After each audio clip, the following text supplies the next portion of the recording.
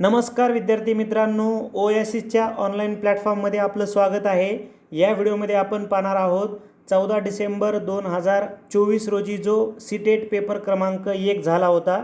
या पेपरमधील मॅथमॅटिक्स या विषयाच्या संदर्भाने जे तुम्हाला 30 प्रश्न विचारले जातात, या 30 प्रश्नांवर विश्लेषणात्मक चर्चा आपण करणार आहोत।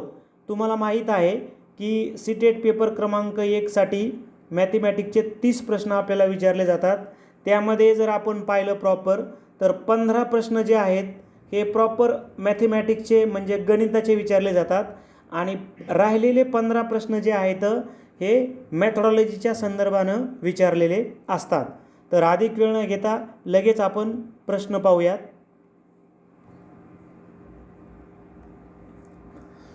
पार्ट 2 मॅथमॅटिक्स गणित। प्रश्न 31 ते 60 पाहायचे आहेत आपल्याला। प्रश्न क्रमांक 31, what is the result when 7 kg 7 gram is subtracted from 9 kg।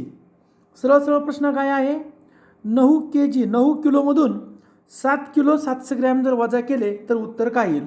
आता 9 किलो म्हणजे किती, 9000 ग्रॅम, यातून 7700, कारण काय 7 किलो म्हणजे 7000 ग्रॅम आणि त्यात परत 7 ग्रॅम, याची जर वजाबाकी केली तर इथे किती आले, सरळ शून्यामधून म्हणजे 10 मधून 7 गेले 3, बरोबर। इथं राहिले 9, इथं राहिले 9 आणि 8 राहिले तर 8 मधून 7 केला 1, म्हणजे किती 1993। पण हे ग्रॅममध्ये झालं, आता त्याचं किलोमध्ये काय होईल, एक पॉईंट येईल, 1.993। ऑप्शन नंबर 4 आपलं उत्तर येणार आहे 1.993 kg। ग्रॅममध्ये म्हणलं तर 1993 ग्रॅम। चला पुढील प्रश्न पाहूयात आपण।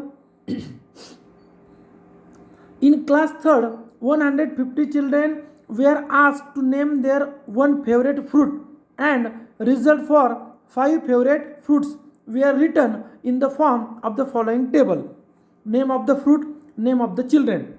ॲपल 28 चिल्ड्रेनला चा फेवरेट आहे, गोवा 26, मँगोज 44, बनाना 114 आणि ग्रेप्स 28। ओके, आता चूज द करेक्ट ऑप्शन। या माहितीवर आधारित आपल्याला करेक्ट ऑप्शन चूज करायचा आहे। एक एक पर्याय आपण बघत जाऊयात। काय आहे, equal number of children have Apple and Goa as there favourite fruit. म्हणजे ते म्हणतात सरळ सफरचंद आणि अमरूद हे दोघांना सारखेच आवडतात, त्यांची संख्या सारखीच आहे। तर तसं आहे का, इक्वल नंबर ऑफ चिल्ड्रन आहे का, तर बघूयात। ॲपल 28 लोकांना आवडतं आहे आणि अमरूद 26 लोकांना, म्हणजे संख्या सारखी आहे का, नाही ना, म्हणून पहिला पर्याय कटला। दुसरा पर्याय बघूयात। The difference between the number of childrens who like grapes and those who like bananas is 16। म्हणजे सरळ डिफरन्स काय याचा, की ग्रेप्स किती लोकांना आवडतो 28 आणि बनाना किती लोकांना आवडतो 14, यांची वजाबाकी 16 आहे असं त्यांचं म्हणणं आहे। तर आहे का 16, 8 4 गेले, खाली राहिले 4, 1 गेला 1, 14 आहे, 16 आहे का, नाही, म्हणजे पर्याय 2 सुद्धा कट झाला। म्हणजे बघा पर्याय 1 कटला कारण सफरचंद आणि अमृत सारखे नाही आहे, पर्याय 2 कटला कारण ग्रेप्स आणि बनाना म्हणजे अंगूर आणि केळी यांची वजाबाकी 14 येते, 16 येत नाही। आता 3 नंबरचा आहे पर्याय बघा। The number of children who like mangoes and bananas is 2 times the number of children who like Goa. म्हणजे सरळ काय आहे, मँगो आणि बनाना या दोघांच्या, हे दोघं दुप्पट आहेत कशाच्या, अमृतच्या। बघा अमृत किती आहे 26, म्हणजे 26ची दुप्पट किती होती, 26 2 52। मग आता यांची बेरीज करू, मँगोज आणि बनाना, मँगोज 44 आणि बनाना 14, म्हणजे 4 आणि 4 8, 4 आणि 1 5, 58 नाही ना, याची दुप्पट तर 52 झाली अमृतची आणि मँगो आणि बनाना 58 झालं, म्हणजे पर्याय 3 सुद्धा रॉंग आहे। पर्याय 4 बघूयात। 10 children do not like any fruit given in the table. Okay, पहिले 3 पर्याय आपले कटलेले आहेत, आपलं उत्तर झालं पर्याय 4। 10 मुलं असे आहेत त्यांना कोणतंच फळ आवडत नाही, हे कसं कळन, एकूण आपल्याला 150 मुलं दिले, याची बेरीज करूयात बरं किती होते बघा। 8 आणि 4 8 आणि 16 16 16 आणि 8 24 आणि 24 आणि 7 30 0 हातचे आले 3 3 आणि 2 5 आणि 1 6 6 आणि 4 10 10 आणि 12 आणि 14 140 मुलांचे फेवरेट फळं दिले आहेत आणि एकूण मुलं आहेत 150 म्हणजे 10 मुलांना फेवरेट फळ नाही, बरोबर. वजाबाकी केली तर आली 10, म्हणजे आपलं उत्तर 4 बरोबर येणार आहे. इथे प्रश्न हिंदीमध्ये सुद्धा उपलब्ध आहे.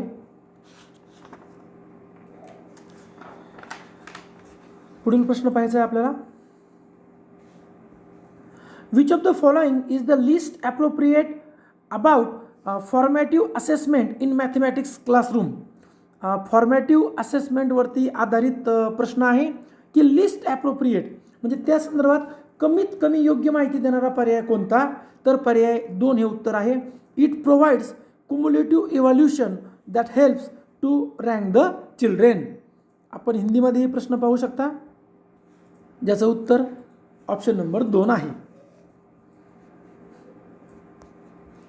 नेक्स्ट क्वेश्चन आहे 34 आपला. A person withdraw 4560 from his bank account 4th of month and deposited 2567 on 20th of the same month. If at the end of the month balance is 3125, then money at the start of the month in this account was. प्रश्न हिंदीत इंग्लिशमध्ये आहे. मराठीत अगदी सोपा प्रश्न आहे, समजून घ्या की एका व्यक्तीच्या अकाउंटमध्ये त्याने 4500 रुपये काढले, 4560 रुपये काढले चौथ्या महिन्यामध्ये. नंतर त्यानं 2567 रुपये पुन्हा टाकले आणि शेवटी महिन्याच्या शेवटी 3125 बॅलन्स झालं. तर सुरुवातीला पैसे किती होते. मग आता कसं सोडायचं, सरळ सरळ आपली मेथड वापरा.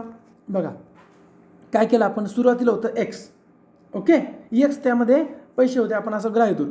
किती काढले त्यानं, 4560 रुपये काढले. त्यामध्ये टाकले किती, परत भरले किती बँकेमध्ये, 2567. शेवटी खात्यात किती राहिले, 3125. झाली मांडणी. आता या दोघांची वजाबाकी करूयात. वजाबाकी किती आली, 0 0 बघा 1993 वजाबाकी आली. मग आता हा एक्स वजा 1993 बरोबर 3125. मग हे इकडं वजा आहेत, इकडं जाऊन काय होईल, प्लस होईल. मग जर प्लस केले तर आपलं उत्तर काय मिळतं, 5118. असं कुठं आहे, पर्याय क्रमांक 2 मध्ये आपलं उत्तर आहे. प्रश्न अगदी सोपा होता, फक्त एकदा मांडणी जमायला पाहिजे होती. की मांडणी काय होती, सुरुवातीला x रुपये होते, त्यातून वजा केले 4560, नंतर त्यात प्लस केले 2567, शेवटी राहिले किती 3125. तर सुरुवातीचे किती होते असा प्रश्न होता. उत्तर आलं पर्याय 2.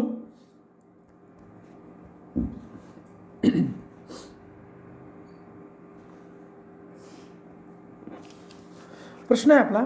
A primary class mathematics teacher gave his student the following problem to solve. How many classes of 28 pupils would be needed for a school of 616 pupils? One of the students solved the problem in the following way. One class 28 pupils. नंतर 10 बांध दिला आहे 280, 10 280, 560, 56 616, 2 10 10 2 आणि 22 classes. आता सरळ सरळ प्रश्न काय होता समजून घ्या. एका प्रायमरीच्या जे शिक्षक आहेत गणिताचे, त्यांनी विद्यार्थ्यांना सांगितलं की 616 विद्यार्थी असलेल्या एका शाळेमध्ये एका वर्गात 28 विद्यार्थी बसवायचे आहेत, तर एकूण किती वर्ग लागतील. परत एकदा समजून घ्या. 616 विद्यार्थी आहेत, एका वर्गात 28 विद्यार्थी बसवायचे, तर त्या गणिताच्या शिक्षकांनी विचारलं एकूण किती खोल्या लागतील, किती क्लास लागतील.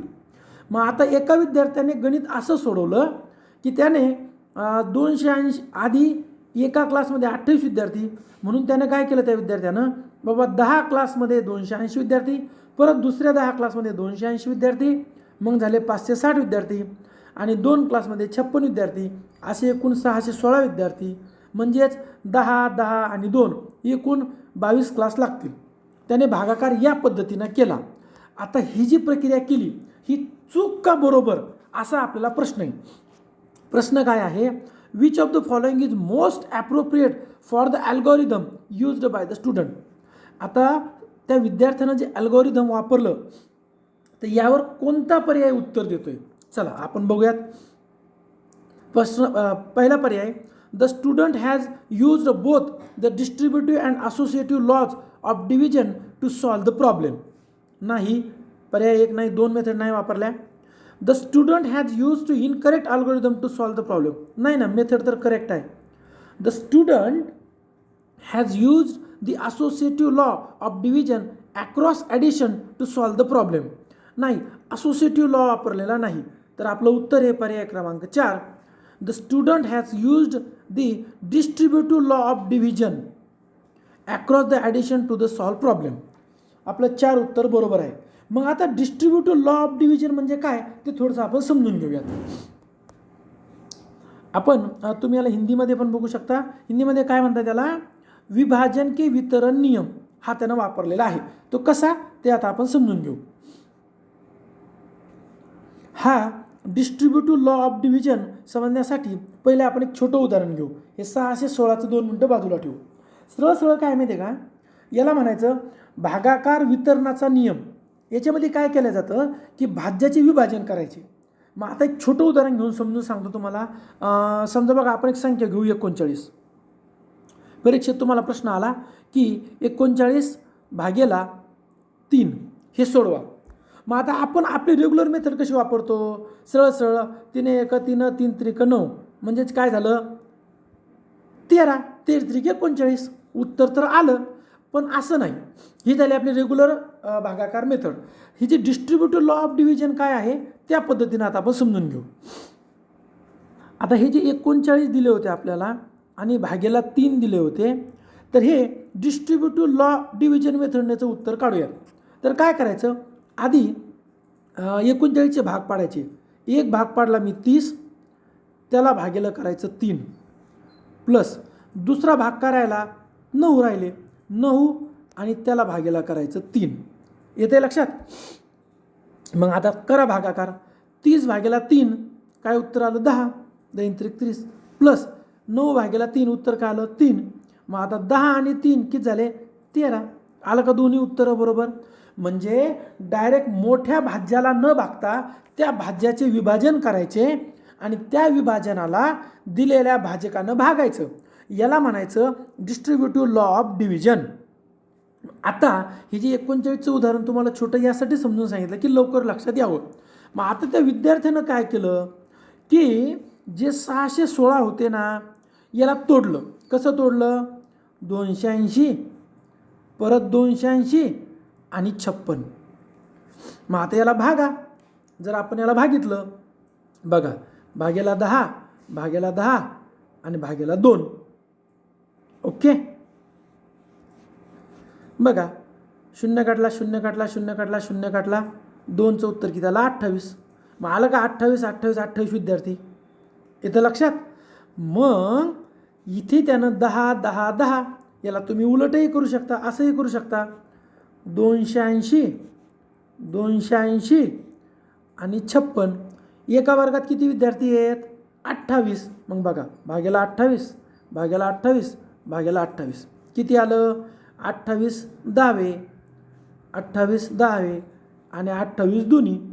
बघा बरं 10 10 2 मग किती झालं 22 विद्यार्थी होणार आहे. इथे लक्षात. अशा पद्धतीनं हे उदाहरणसुद्धा सॉल्व करता येते. म्हणजेच दिलेली मेथड बरोबर होती. जसं आपण 33 39 केलं तसं तुम्ही जर 28 गुणेला 22 केलं तर उत्तर 616च येणार. म्हणून आपलं उत्तर झालं पर्याय 4, the student has used the distributive law of division. पुढील प्रश्न पाहूयात आपण. A triangle having all sides of different lengths is called. म्हणजे त्रिकोण आहे. तर या त्रिकोणाला काय सांगितलं ऑल साइड्स डिफरंट. म्हणजे हे ज्या 3 आहे ए बी आणि सी ह्या तिन्ही पण डिफरंट आहे. म्हणजे A is not equal to B is not equal to C.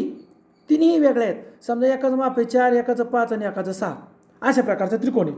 तर त्या त्रिकोणाला आपण काय म्हणतो तर आपण त्याला विषमभुज त्रिकोण म्हणतो की ज्याच्या एकही भुजासारखी नाही. मग विषमभुज त्रिकोणाला काय म्हणतात इंग्लिशमध्ये स्केलेन ट्रिंगल, बरोबर आहे. मग आता स्केलेन ट्रिअँगल म्हणजेच विषमबाहू त्रिभुज हे झालं आपलं उत्तर. राईट ट्रिअँगल म्हणजे काय, काटकोन त्रिकोण. इक्विलॅटरल म्हणजे काय, समभुज. आणि आयसोस्केल म्हणजे काय, समद्विभुज. पुढे पाहूयात आपण.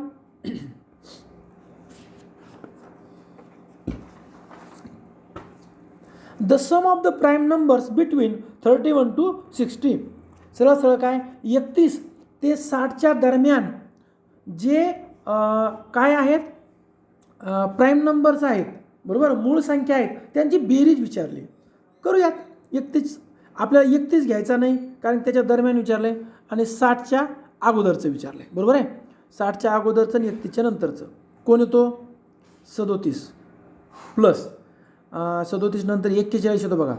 41 नंतर कोणती मूळ संख्या, 43 नंतर आहे बघा 47 प्लस 53 आहे. 53 नंतर 57 57 8 59 आहेत. ओके. मग आता 59 53 47 43 41 या सगळ्यांची बेरीज करायची आहे. सगळ्यांची बेरीज किती येते, आपण जर बेरीज केली तर 280 बेरीज येते. पर्याय क्रमांक 1. इथं प्रश्न फक्त समजून घ्यायचा आहे. इथं तुम्हाला बिटवीन विचारलं आहे, के बीच म्हणून त्यामध्ये 31चा समावेश करायचा नव्हता. प्रश्न आहे the product of predecessor of 201 and the successor of 4781 is. कमी शब्दात 201च्या पूर्वीची संख्या कोणती आहे, 200 आणि 4781 नंतर 4782 या दोघांचा गुणाकार काय विचारलं. मग आता बघा 200 दोन्ही 400, शेवटी 400 येईल. एकाच पर्यायात शेवटी 400. ऑप्शन नंबर 4 हे आपलं उत्तर आहे. What is the most appropriative cognitive skill. Cognitive स्किलवरती क्वेश्चन आहे. That help student to recognize and group shapes according to their attributes and properties. म्हणजे जे कॉग्निटिव्ह स्किल आहे, संज्ञात्मक कौशल्य जे आहे, तर हे कशासाठी जास्त मदत करतं, तर क्लासिफिकेशनसाठी म्हणजेच वर्गीकरणसाठी मदत करते. पुढे आहे student feel difficulty in solving division problem because. Division problem म्हणजे भागाकार. का भागाकार करायला त्यांना अवघड जातं, तर आपण बघूयात. Division problems have no utility in daily life. नाही आहे ना, म्हणून पहिलं तर wrong.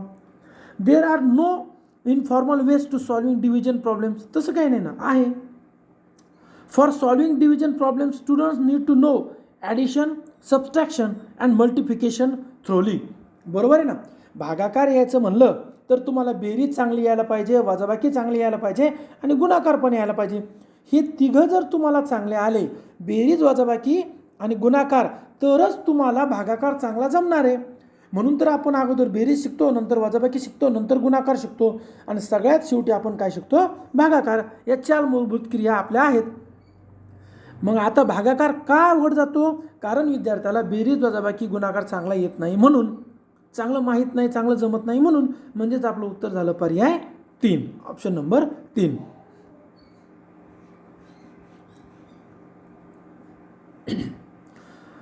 Most second grades are able to add 2 quantities like 4 candies and 3 candies, but when asked to do 4 plus 5 on a worksheet, a large number of the same set of learners is unable to do so. What is the most appropriate explanation of this observation according to National Curriculum Framework 2005? कमी शब्दात प्रश्न असा होता की दुसरीच्या मुलाला जर 4 chocolate आणि 3 चॉकलेट जर दिले, त्याला म्हणलं किती आहे मोज, तर तो 7 सांगतो. परंतु त्याला जर आपण म्हणजे वहीवरती 4 + 5 दिलं, तर असा सिम्बॉल आला, तर त्याला जमत नाही. याचं काय कारण आहे, तर याचं कारण हेच आहे की चिन्ह आलं की मुलं गोंधळून जातात. म्हणजेच काय, option number 2. The learners are not ready to the use of abstract mathematical symbols. आपण याबद्दल अगोदरच बोललो. हा सिम्बॉल आला ना प्लसचा म्हणून तो जास्त गोंधळून जातो. पुढे आहे a third standard student when asked to write 105 in numeral form he or she writes it as 1005. This indicates that. म्हणजे कमी शब्दात प्रश्न असा आहे की तिसरीच्या विद्यार्थ्याला सांगितलं की 105 लिही, तर तो 105 लिहिण्याऐवजी 1005 लिहितो. का? कारण त्याला कसं माहिती आहे, हे बघा त्याला काय वाटतं, मला 100 आणि 5 लिहायला सांगितलं नाही, हे 100 आणि हे 5. पण त्याला अजून तेवढी स्थानिक किमतीची जाण नसल्या कारणामुळं, ओळख नसल्या कारणामुळं तो 1005 लिहितो. बरोबर. म्हणजेच काय, म्हणजे त्याला अजून गरज आहे कशाची, स्थानिक किंमत समजून सांगण्याची, दर्शनी किंमत समजून सांगण्याची. ते हळूहळू त्याला 4थी-5वीत गेल्यानंतर येणारच आहे. म्हणजे आता आपलं उत्तर झालं तो असं का करतो. Option number 1, he or she needs more help to understanding the concept of place value. स्थानिक किंमत ही संकल्पना त्याला समजण्यामध्ये अजून गरज आहे. नेक्स्ट आहे आपला question, which of the following statement is not true with the respect of the concept of fraction. अपूर्णांकाची जी मूळ संकल्पना आहे त्या संदर्भात कोणता पर्याय चुकीचा आहे असं म्हणतायत. आता आपण एका पर्यायाबद्दल चर्चा करूयात. फर्स्ट आपला पर्याय आहे की it represents a part of collection of some objects. हे बरोबर आहे ना, कारण आपण म्हणतो ना, समजा आता पोळी आहे, आपण कशी, अपूर्णांक म्हणजे काय, या तुकड्यापैकी किती, एकूण जो होल आहे, समजा एक पोळी आहे, या पोळीचे आपण 4 तुकडे केले आणि आपल्याला एखाद्याला चतकोर पोळी द्यायची आहे, तर आपण काय म्हणतो, 1/4 म्हणजे या 4पैकी एक तुकडा दिला, मग ते आपलं कलेक्शन दाखवायला ना पार्टचं. बरोबर आहे. The mathematical notation of a fraction can be represented as a ratio. बरोबर ना, आपण रेशो पद्धतीनं दाखवतो ना, कसं 2:5 असं रेशो दाखवता येतो ना. चला, म्हणजे हे पण बरोबर आहे. 3 नंबर बघा, it represent a part of whole which is greater than 1. नाही ना, अपूर्णांक म्हणजे 1 पेक्षा कमी. ऑलरेडी 1चे आपण 4 तुकडे केले, त्या 4 तुकड्यातला 1 दिला, इथं 5 तुकडे केले, 5 तुकड्यातले 2 दिले. म्हणजेच अपूर्णांक आपण दाखवतो तेव्हा 1 पेक्षा कमी असणार. म्हणून हे झालं आपलं उत्तर, पर्याय 3 हेच चुकीचं आहे. पर्याय 4 बघू, a mathematical notation of fraction can be represented as a division problem. बरोबर ना, आपण असं लिहू शकतो ना, 2/5 जमलंय म्हणजे भागाकार पद्धतीने लिहिता येते, त्यालाच तर आपण अपूर्णांक म्हणतो. चला नेक्स्ट क्वेश्चन पाहूयात. Radha walks 3 km 725 metre per day on Monday, Wednesday and Friday. Okay, whereas she walks 2 km 9 meter per day on Tuesday and Thursday. Total distance covered by her from Monday to Friday. कमी शब्दात आहे, राधा सोमवारी, बुधवारी आणि शुक्रवारी 3 kilometre आणि 725 metre चालते आणि मंगळवारी आणि गुरुवारी 2 किलोमीटर आणि 9 मीटर चालते. तर सोमवार ते शुक्रवार एकूण ते दररोजचं किती किलोमीटर चालते, म्हणजे आपल्याला सरळ सरासरी काढायची आहे. ओके, चला मग आता एकूण काढूयात आपण. काय काय काढू लागणार आपल्याला. पहिले बघा, 3 किलोमीटर आणि मीटर याला एकत्र करून घ्या.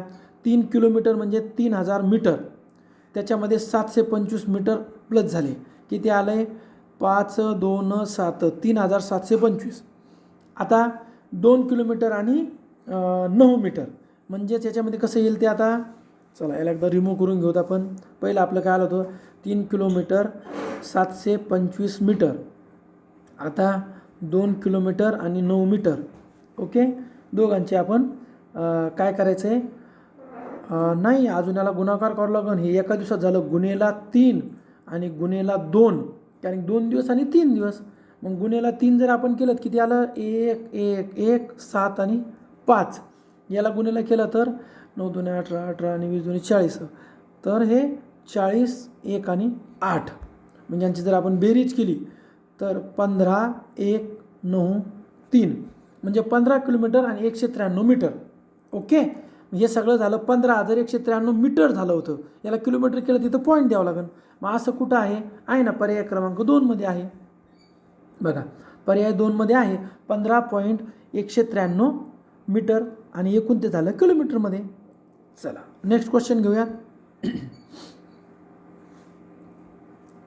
जैस्मिन ने कहा, Jasmine said, a rectangle has two pairs of opposite sides parallel. A square also has two pairs of opposite sides of parallel, and so does a parallelogram. So both rectangle and square are also parallelograms.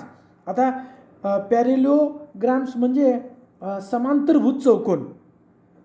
आता काय झालं, आयत आणि square याचं जे वैशिष्ट्य आहे ते दोन्ही वैशिष्ट्य यामधून समांतरभुज चौकोन बनतो असा सहसंबंध जॅस्मिननं लावला. याला काय म्हणायचं, तर याला रिलेशनशिप म्हणतात.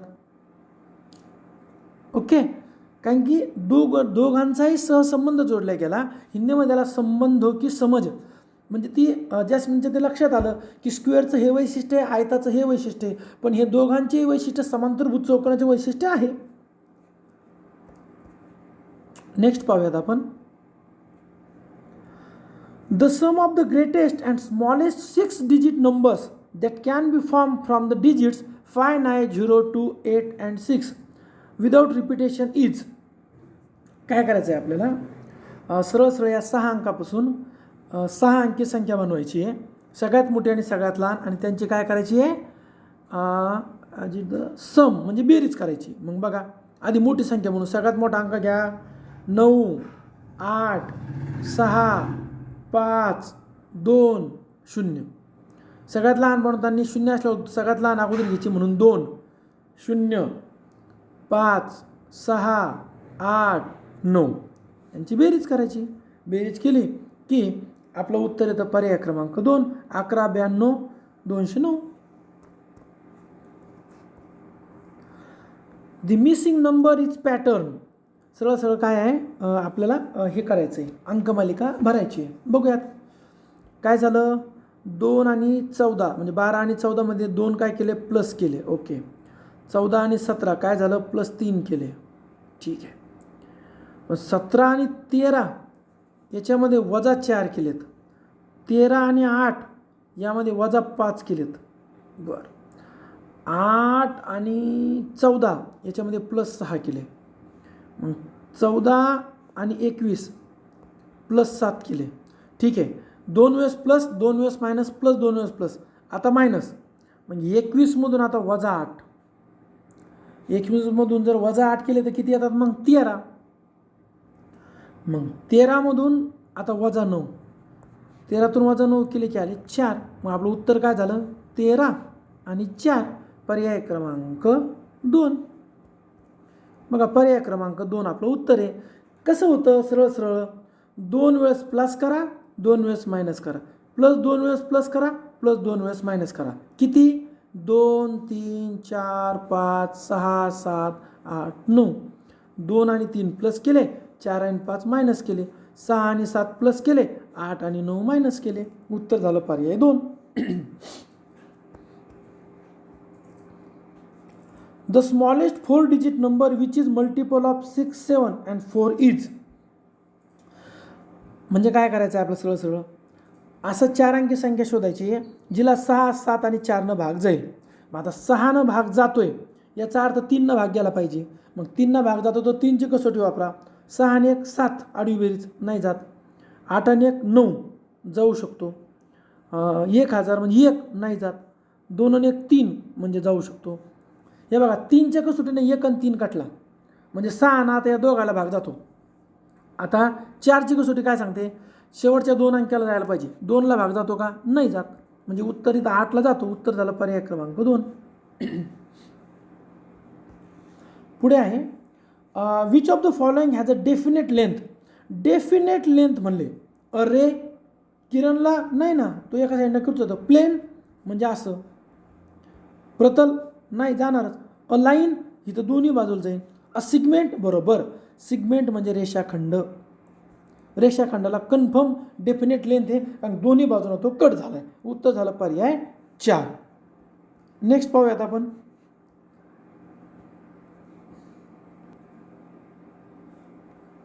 प्रश्न आहे, which of the following is most appropriate for including open ended questions in mathematics class.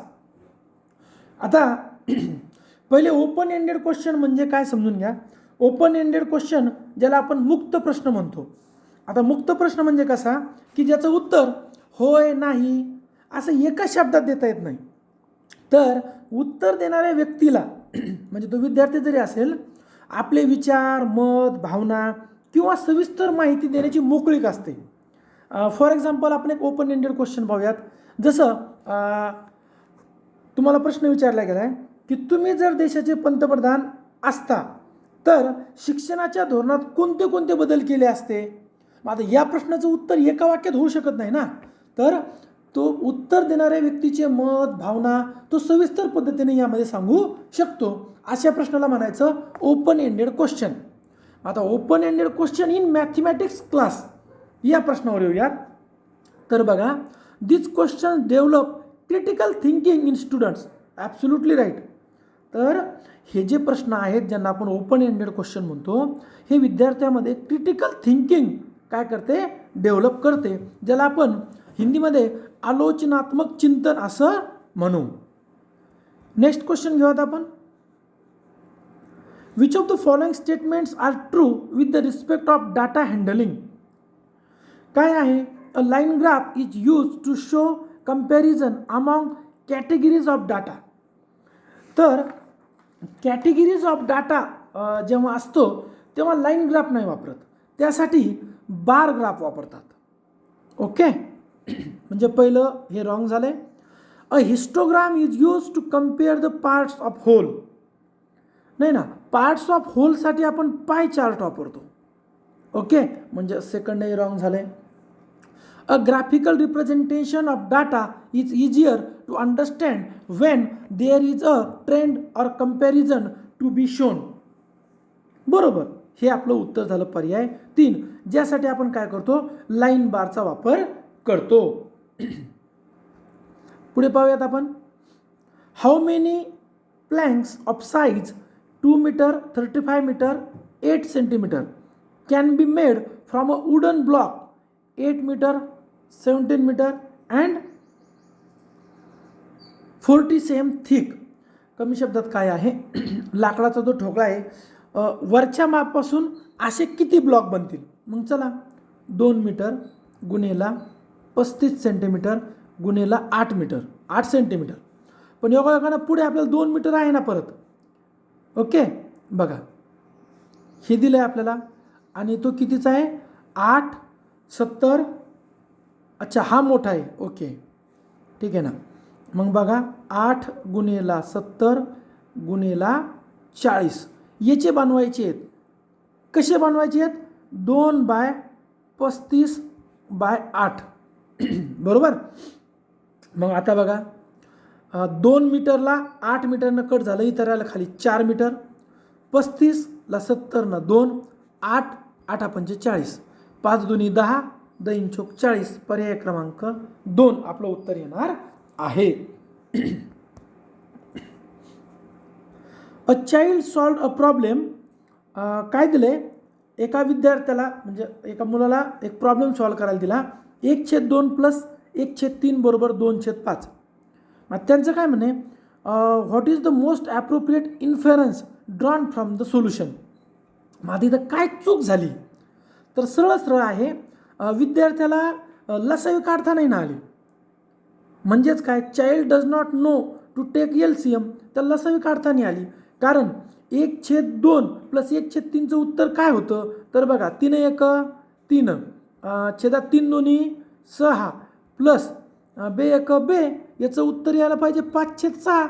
पण त्याला लसावी न काढता आली त्या चाइल्डला, म्हणून त्याने काय केलं, 1 1 2 आणि 3 आणि 2 5, म्हणून हे काय झालं, रॉंग, कारण त्याला लसावीबद्दल अधिकची माहिती नाही. पुढील प्रश्न आहे आपला.